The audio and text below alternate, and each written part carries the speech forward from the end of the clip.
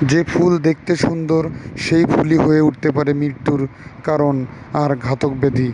বন্ধু সকল, আজকে ফুল সম্পর্কে বলতে যাচ্ছি।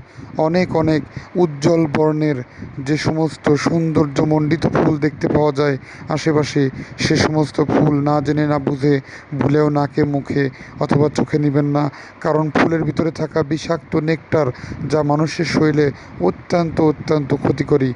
আর মানুষ যখন এই সমস্ত নিঃশ্বাসের মাধ্যমে ফুলের রেণুগুলো নেয়, নাকে মুখের ভিতরে ফুলের রেণু ঢুকলে আমাদের বিভিন্ন প্রকার রোগ হতে পারে, যেমন অ্যালার্জি, অ্যাজমা, হাঁপানি, ব্রঙ্কাইটিস কিংবা শ্বাসনালীর ইনফেকশন।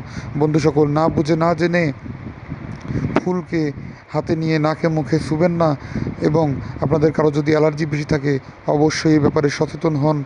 আর রেগুলার সময়ের স্বাস্থ্য কথার সাথে থাকুন, সাবস্ক্রাইব করুন আমাদের ভিডিওগুলো আপনাদের উপকার হলে।